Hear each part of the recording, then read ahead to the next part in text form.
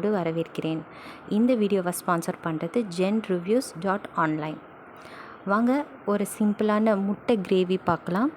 அதுவும் இந்த மழை காலத்துக்கு சுட சுட சாப்பாட்டுக்கு போட்டு சாப்பிடலாம். எமர்ஜென்சியாக இருந்துச்சுன்னா டக்குன்னு செஞ்சிடலாம். இதுக்கு தேவையான பொருட்கள் பார்த்துடலாம். தேங்காய் எண்ணெய், சமையல் தேங்காய் எண்ணெய் எடுத்துக்கோங்க. வாசனையாகவும் இருக்கும், ஹெல்த்திக்கும் நல்லது.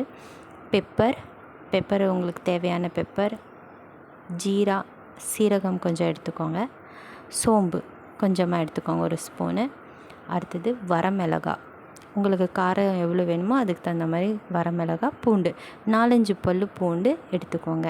அடுத்தது 2-3 வெங்காயத்தை கட் பண்ணி வச்சுக்கோங்க. கொஞ்சமாக சால்ட்டு தேவை. ஒரு 2 தக்காளியை வெட்டி வச்சுக்கோங்க. அடுத்தது ஒரு 2 குச்சி கருவேப்பிலை, கொஞ்சமாக மல்லித்தலையை எடுத்து வச்சுக்கோங்க.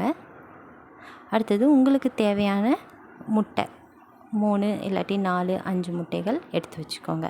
வாங்க இப்போ இதை எப்படி செய்யலான்னு பார்க்கலாம். முதல் சீரகம், சோம்பு, மிளகு, பூண்டை, கொஞ்சம் வரமிளகாய் போட்டு அரைச்சி எடுத்துக்கோங்க. அரைச்சி எடுத்ததும் தேங்காய் எண்ணெய் போட்டுட்டு வெங்காயத்தை போடுங்க, கருவேப்பிலையை போடுங்க. கொஞ்சமாக உப்பை தூவி விட்டுக்கோங்க. உப்பை தூவி விட்டுட்டு கொஞ்சமாக தக்காளி வெட்டி வச்ச தக்காளி ப்ளஸ் மஞ்சள் தூள், கரம் மசாலா லைட்டாக போட்டுக்கோங்க. நம்ம அரைச்சி வச்ச விழுதை இதில் போட்டுக்கோங்க. போட்டு கொஞ்சமாக தண்ணி ஊற்றி நல்லா கொதிக்க விடுங்க. ஒரு 5 நிமிஷம் கொதித்ததும் அந்த மசாலா எல்லாம் ரெடி ஆயிரும். இப்போது உங்களுக்கு தேவையான முட்டைகளை இதில் உடச்சி ஊற்றிக்கோங்க.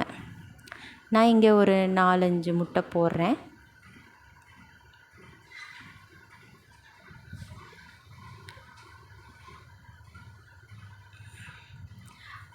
முட்டையை உடச்சி ஊற்றிட்டு நல்லா ரொம்பவும் கிளற வேண்டாம், அது மசால் மாதிரி ஆயிரும். சிம்மில் வச்சுட்டு கொஞ்சம் லைட்டாக அப்படியே உதிரியாக இருக்கிற மாதிரி நல்லா கிளறுங்க.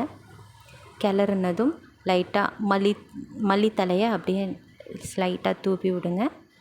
தூவி விட்டுட்டு டேஸ்ட் பண்ணி பாருங்கள், உப்பு காரம் எல்லாம் சரியாக இருக்கான்ட்டு. உப்பு கம்மியாக இருந்துச்சுன்னா ஆட் பண்ணிக்கலாம்.